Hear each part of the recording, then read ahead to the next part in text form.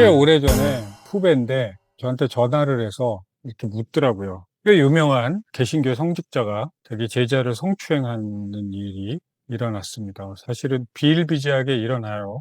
개신교뿐만 아니라 미국 보스턴 같은 데서도 어마어마하게 많은 일들이. 형, 이 사건을 어떻게 봐야 돼요? 그래서 제가 이제 나쁜 놈이지 뭐. 그리고 전화를 끊었는데 너무 성의가 없어서 이렇게 보냈습니다.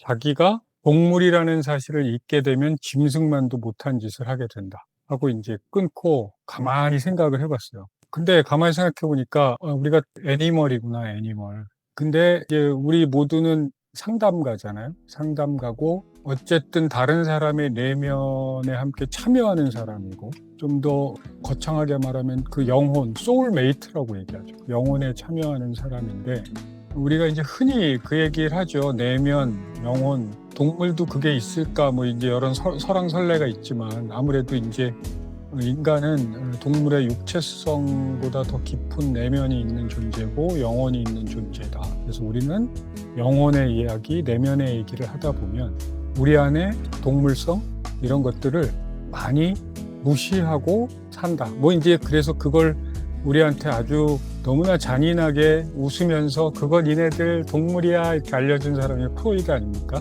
너한테 그런 거 있지. 그러면서 제가 교양과 영성과 어떤 공부로 이런 것들을 많이 우리는 포장하잖아요. 근데 그게 뭘까를 생각하다가 전 제 안에 너무 많은 욕망이 있는 사람이라는 사실을 이제 발견을 했어요. 아, 욕망. 그리고 욕망에 대해서 찾아봤는데 학습이나 경험 이전에 우리가 미리 우리 안에 장착되어 있는 그 어떤 본능, 모국어라는 거죠. 모국어. 제가 모국어 하면 떠오르는 장면에 하나 있는데 제가 이제 프랑스에서 파리에서 오래 살았거든요. 아시는 분들 아시겠지만 오래 살았는데 제가 첫 파리를 갔을 때가 20대 중반이었어요. 90년대 초반이었는데 되게 연식이 나타나네. 근데 때가 로마 때보다 조금 앞쪽이었어요. 그게 이제 파리 혁명기념일이라고 그 시기하고 겹쳐서 가뜩이나 정신없는 도시에 온갖 사람들이 막 쏟아져 나오는 거예요. 막 쏟아져 나오는데 제가 이제 불어를 좀 하지 않겠어요? 몽주르 주댐 앙드로지드 뭐 이러면서 이제 막 불어를 하다가 이제 영어로도 뭐 손짓 발짓 하다가 제 속에서는 이 제정신이 아닌 분위기에서는 줄리엣 비노시쯤 되는 프랑스 미녀하고 왈츠 정도는 한번 쳐볼 수 있지 않을까. 막 하다가 몸짓을 하고 하다가 이제 좀 더 만나고 대화를 하려면 말을 해야 되잖아요. 그러니까 이제 프랑스어는 뭐 도저히 안 되니까 그나마 안 되는 영어를 써야 되겠다. 그래서 I'm a boy, you are a girl, we are the world 뭐 이런 영어들을 하는데 저는 도대체 무슨 소리인지 알 수도 없고 30분을 얘기를 듣는데 뭔가 이제 저 처자하고 춤이라도 한번 추려면 뭔가 좀 수준 높은 시몬 너는 들리니 뭐 이런 얘기를 해야 될 것 같은데 말도 안 들리고 하는데 바로 뒤에 너무나 선명한 소리가 들리는 거예요. 뭐라 씨부랴 쌌노? 이 얘기가 딱 들리는데 제 외갓집이 마산이기 때문에 저는 그 말을 너무나 잘 알았습니다. 뭐라고 짓거리는 거야 이겁니다. 뭐라고 씨부랴 쌌노? 갑자기 느끼한 피자를 먹다가 동치미가 내 몸 안에 들어오는 이게 모국어구나.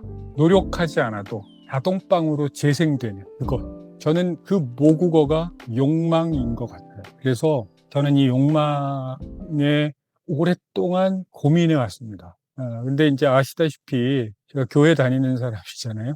그리고 사람들한테 교회에 나오면 맞이하는 사람이잖아요, 제 일이.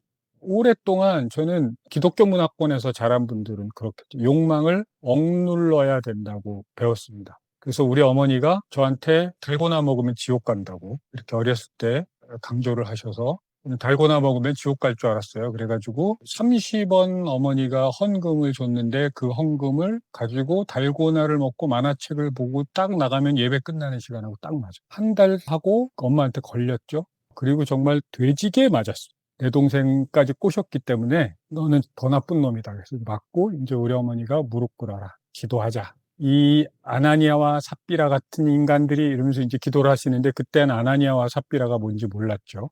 그렇게 저는 살면서 이 욕망을 어떻게 해야 되지 이걸?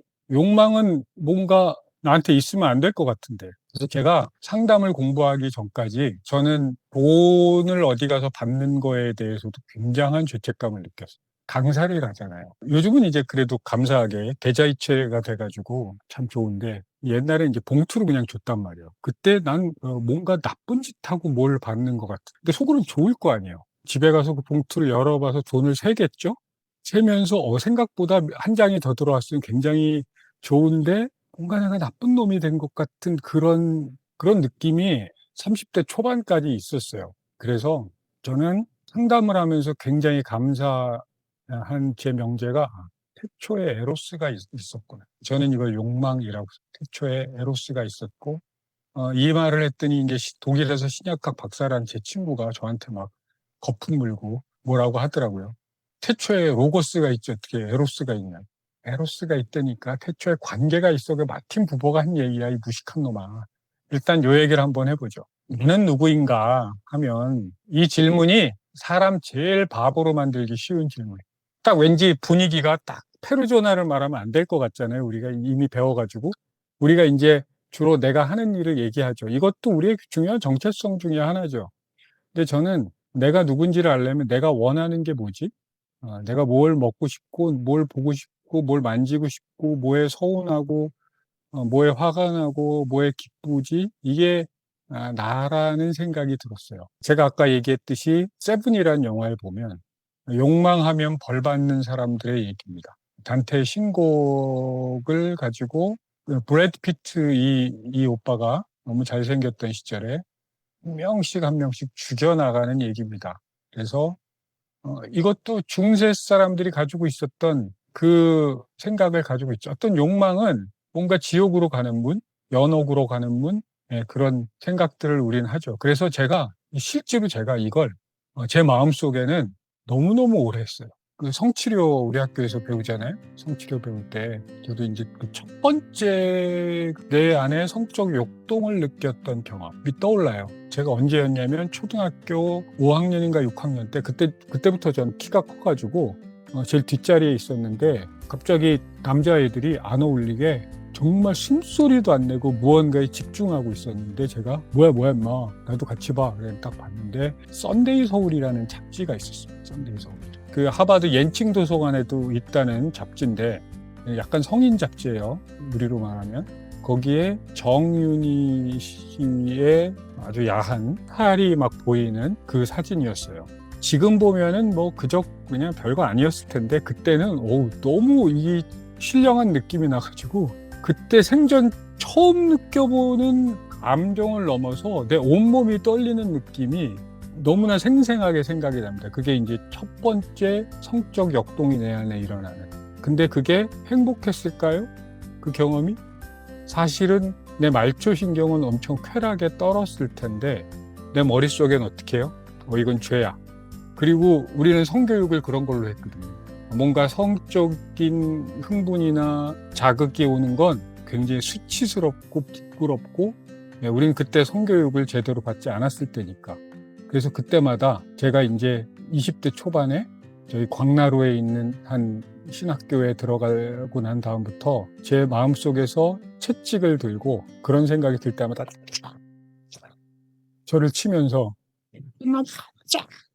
그리고 제가 20대 초반에 제 마음속에서는 도시 빈민들하고 함께하는 삶을 그래서 이제 대학원을 졸업하자마자 이제 거기에서 한 6년 일을 했는데 20대 초반에 제가 고기를 먹을 때 얼마나 고기가 맛있어요. 그다음에 삼겹살, 돼지갈비, 가끔 누가 소갈비를 사주면 너무 맛있는데 속으로는 채찍을 들고 민중들은 굶고 있는데 넌 고기나 처먹고 있어. 안 그럴 것 같죠, 제가. 그런 병적인 시절을 제가 보냈습니다. 채찍을 들고 제 채찍질의 명수였어요. 근데 겉으로는 저는 또 그런 이미지를 보이면 안 되기 때문에 겉으로는 안 그런 척하면서 근데 속으로는 이런 것들을 계속 했는데 어느 날 그냥 그 책이 저한테 왜 있었는지 모르겠는데 한 책이 제 눈에 띄어서 그냥 한 줄을 읽다가 이런 이야기를 읽었습니다. 진실을 말하려는 충동은 우리가 생각하는 것보다 훨씬 더 강력하게 인간의 마음속에 자리 잡고 있다.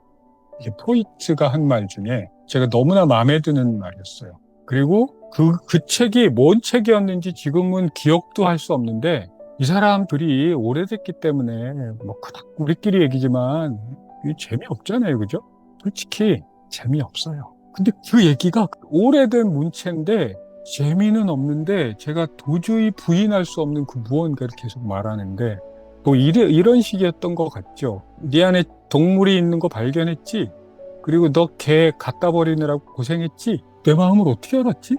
그래서 제가 설득이 되기 시작했어요. 따뜻하진 않아요. 이 인간이 따뜻한 인간은 아니에요. 그런데 고개를 끄덕이고 있더라고요. 너 개 갖다 버리느라고 동네 뒷산에 버렸더니 다시 와서 으르렁거리고 있지? 그리고 태평양에 빠뜨렸는데 또 헤엄쳐서 어느 날 네 뒷마당에 또 있지? 갈라파고스로 보내받고 남극으로 보냈는데도 걔는 또 다시 찾아오지? 걔한테 총을 쏴보고 대포를 쏴보고 부비 트랩을 쏴봐도 걔는 죽지 않아. 네가 죽어야 끝나. 어떻게 너를 죽일래? 그러니까 걔하고 네가 같은 집에 살 수밖에 없어. 같은 집에 살 궁리를 하기 시작하면 좀 편해질걸? 그냥 되게 재수없었거든요. 그 프로이드가 하는 말이 솔직히 좀 혹시 여러분들 중에 그 프로이드와 친인척 관계에 계신 분 계십니까? 네, 안 계신 줄 알고 솔직히 재수는 없어요. 솔직히 말하는 것도 재수 없고요. 그리고 제가 런던에서 오래 살 때 2주 살면서 프로이드가 노년까지 살다가 죽은 집 가봤는데 정말 잘 살았더구만. 부촌에 3층짜리 집에 정원 딸린 돈도 많고 하여튼 뭐 그런 인간이에요. 그런 인간인데 근데 그 사람이 하는 얘기가 모든 게 다 설득이 됐어. 그리고 내가 고민했던 부분에 한 줄기 진짜 빛? 저 강을 어떻게 건너가지? 근데 이게 튼튼해 보이진 않는데 저 다리를 건너면 저기를 건너갈 수 있을 것 같은. 그리고 한편으로는 안심이 됐어. 내가 이상한 괴물은 아니구나. 내가 욕망이 있는 건 그냥 본능이고 한국말 내가 알아듣고 영어 못하는 내가 이상한 게 아닌 거구나. 뭐 이런 뭔가 하나에 나를 이게 위로인가? 이런 느낌이 들었어요. 이 인간은 나를 위로할 생각이 없는 것 같은데 난 위로를 받네? 그러면서 욕망의 세계로 조금 또 들어갔던 것 같아요. 우리가 이제 상담실에서 만나는 거 내담자들은 편해지고 싶은 욕망이 있겠죠. 그걸 가지고 들어올 거예요. 아니면 하여튼 뭐 좀 살고 싶은 욕망, 최소한. 나는 좀 숨 쉬고 싶다. 나는 나를 미워하고 사는 게 내가 너무 꼴보기 싫어 나를 죽이고 싶은데 너무 무서워서 왔다. 뭐 이런 각각의 이유로 우리 앞에 앉아 있을 거고요. 그런데 중요한 건 상담자도 욕망이 굉장히 있죠. 여러모로. 그 욕망은 굉장히 다양한 계층의 욕망이 있을 거예요. 한편으로는 정말 그 내담자와 연결되고 싶은 욕망이 있겠죠. 근데 그게 달까요? 한편으로는 그럼 상담비 받으면서 일하시죠. 먹고 살려고 상담을 해요. 그게 상담자들이 또 가지고 있는 굉장한 부담입니다. 그리고 또 하나는 인정받고도 싶어요. 난 전문가로. 그런데 그 욕망 없앨 수가 없습니다. 많은 분들은 알겠지만 그게 없다고 얘기하는 순간부터 이제 걔가 나를 마음대로 왔다 갔다 하게 만드는 거죠. 그래서 우리가 흔히 알겠지만 욕망을 다루는 게 왜 어려운가 하면 그 욕구는 밥 먹고 나면 배가 부릅니다. 더 먹고 싶지 않아요. 그런데 락강이 말하는 거죠. 이놈의 욕망은 절대로 충족시킬 수 없다. 욕망은 내가 죽을 때까지 쫓아오는 거고 죽을 때까지 나를 따라온다. 그래서 이 욕망의 문제에 대해서 내가 솔직해지지 않으면 얘가 나를 마음대로 왔다 갔다 한다는 거예요. 이런 분이 계셨습니다. 제가 옛날에 제가 다녔던 한 교회에 권사님이 계셨는데 아들이 예상을 뒤엎고 서울대를 간 거예요. 얼마나 기쁘겠어요. 그래서 이분이 저한테 그 얘기를 했어요. 하나님한테 감사하는 것은 물론이고 너무 감사해서 생전 보지도 않았던 조상님들한테도 막 감사를 했대. 너무너무나 감사해. 이 세상에 이제 더 이상 불만도 없고 너무 행복하대. 근데 이제 어떤 일이 벌어지기 시작했냐면 우리 서울대 갔어요. 기분 좋죠. 생각만 해도. 사람들이 이걸 나를 만날 때마다 나를 기리고 내 아들을 찬양하고 내가 정말 신사임당 같은 너무나 훌륭한 엄마라는 사실을 계속 말하고 계속 축하해주고 박수 쳐주고 이러기를 원했는데 한두 번은 했어. 근데 남의 자식 잘난 게 뭐 그리 좋은 일이겠어요? 그래서 사람들이 그다음부터는 관심이 없네? 서울대 학생인데 나는 걔를 키운 엄마인데 그래서 그다음부터 이분이 서울대학교 노트를 세트로 샀습니다. 세트로 사서 모임 때마다 성경책보다 서울대 노트부터 먼저 꺼내는 거예요. 반짝반짝 빛나는. 사람들이 이제 그 노트를 볼 때마다 맞아. 서울대 학생이지 이렇게 써요? 이때부터 일단 재수가 없기 시작하죠. 재수가 없기 시작해서 외면을 합니다. 그러니까 내 반응이 내가 인정받고 싶고 내가 칭송받고 싶은 욕망이 충족이 안 돼. 이미 사실은 한 차례 충족이 됐는데 그래서 그다음부터 이분이 후드 티셔츠를 삽니다. 앞에 서울대학 찍혀있는. 사람들이 그걸 보고 깜짝 놀라서 그분을 더 칭송할까요?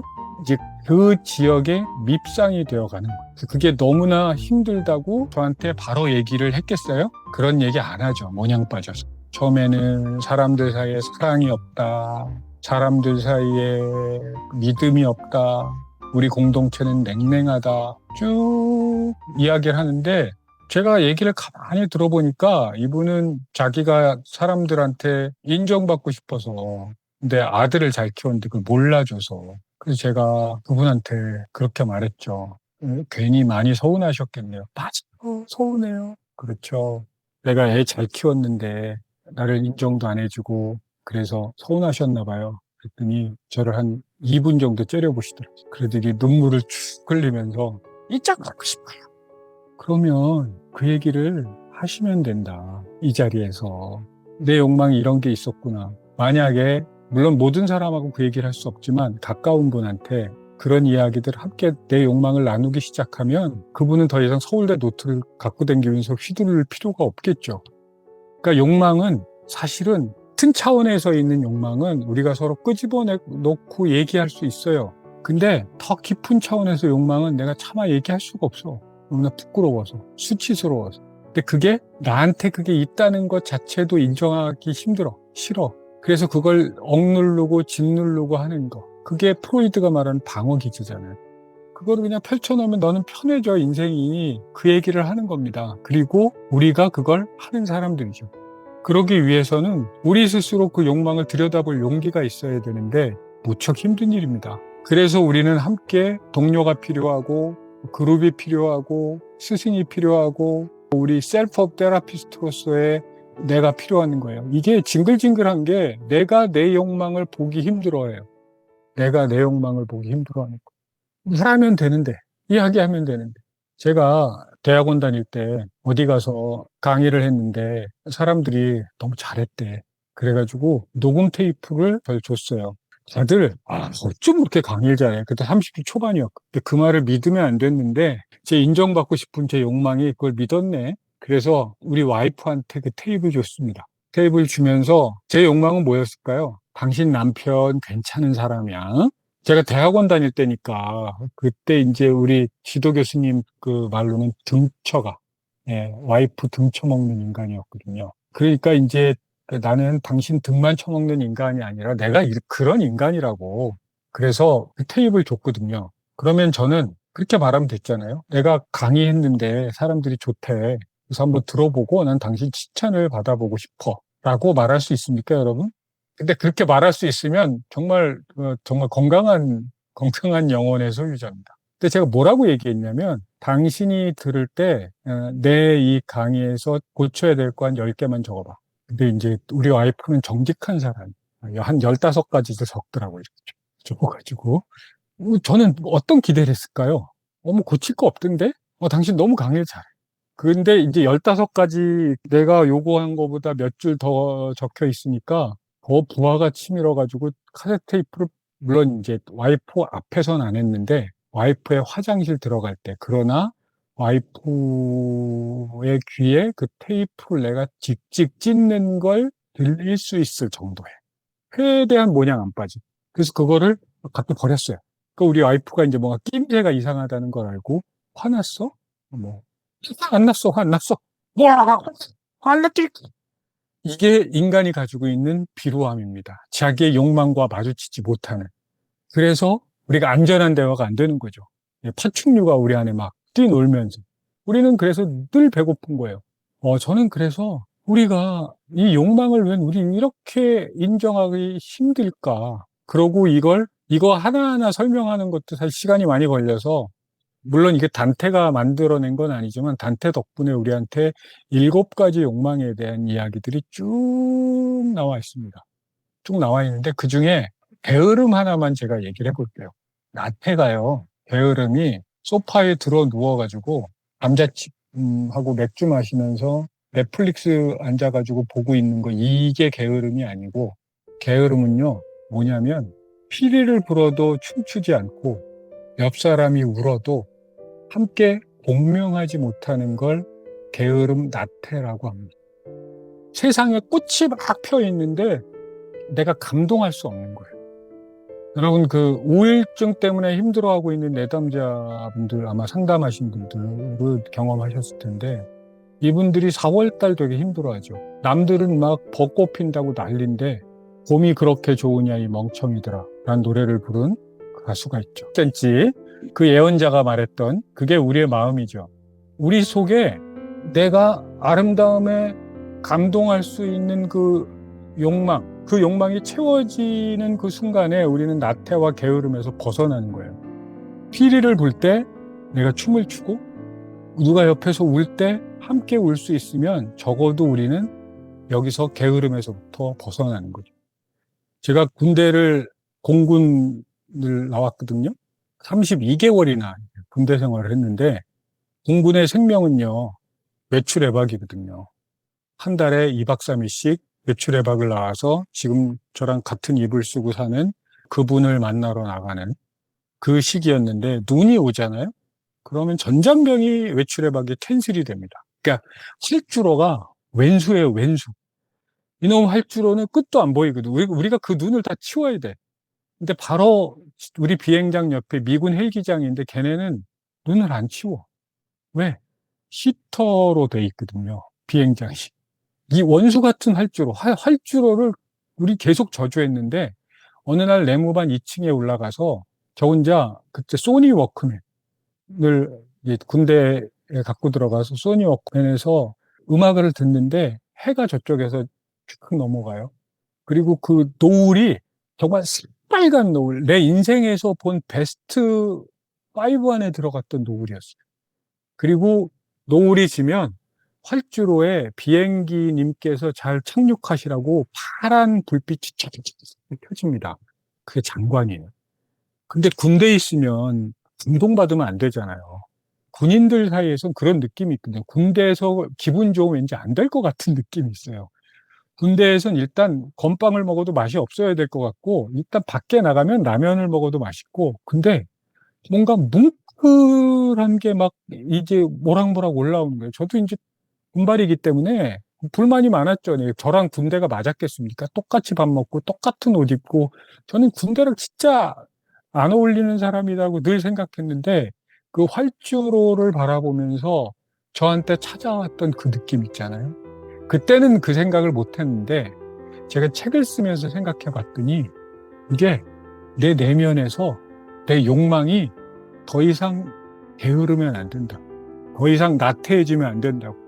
너 이래도 감동 안 할 거야? 너 이래도 뭉클 안 해? 이 아름다움을 보고 감탄사가 안 나와? 이게 단테는 이걸 죄라고 말한 거예요.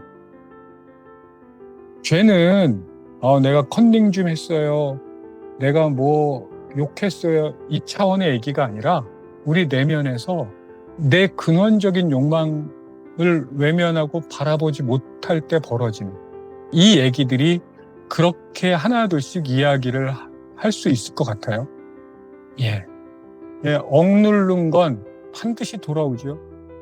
이 욕망, 억눌린 욕망. 저는 2가지 욕망.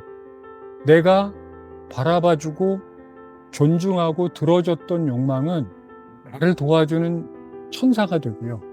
나에게 날개를 달아주고, 물론 그 과정은 굉장히 속된 말로 쪽팔리고 굉장히 오그라들고 그런 과정을 당연히 겪습니다. 그 과정에 함께 해주는 사람들이 상담사예요.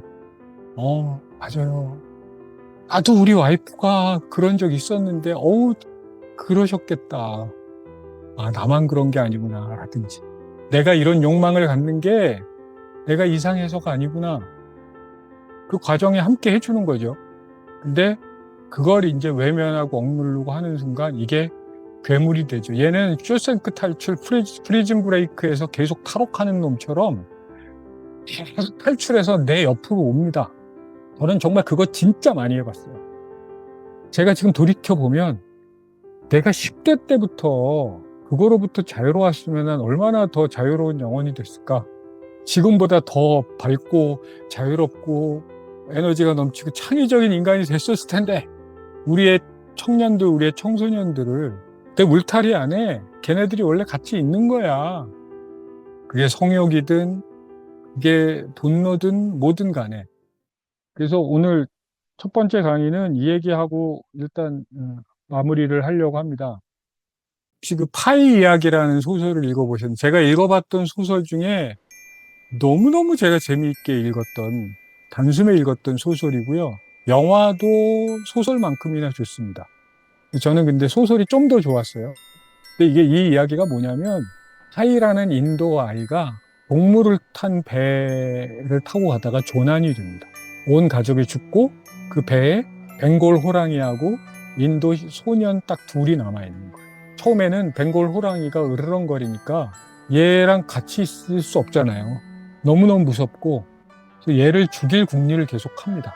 저는 이게 상징적으로 얘가 전두엽이고 얘가 변연계 아닐까? 파충류의 이 안에 이렇게 있는 거예요. 그리고 이 본능이죠, 본능. 맹수는. 애기들을 보면서 부러울 때 있잖아요. 자, 아저씨한테 와봐. 네, 싫어. 라고 말할 수 있는. 우리는 싫더라도, 아, 예. 그렇게 말할 수 있잖아요. 그래서 얘는 근데 이 벵골 호랑이와 같이 살 수 없습니다. 그래서 이렇게 궁리를 합니다. 그리고 얘 이름을 붙이기 시작해요. 얘 벵골 호랑이를 리차드 파커라고 이름을 붙여서 첫 번째 구명 보트 밖으로 밀어낸다. 이게 가능할까요? 아, 이건 불가능할 것 같아. 자기 배를 뒤져봤더니 몰핀 주사가 있어요. 6대의 몰핀 주사로 리차드 파커를 죽인다. 그게 안 되면 동원 가능한 무기로 그를 공격한다. 목을 조른다. 배에는 밧줄이 있으니까 독약을 먹이고 몸에 불을 놓고 몸에 전기를 흐르게 한다. 아, 이것도 안 돼. 수모전을 펼친다. 리차드 파커가 기진맥진해서 죽게 되면 아무 노력도 안 해도 될 거고 몇 달을 버틸 물자가 있다. 여러분 이 6개 중에 하나 선택해 보실래요?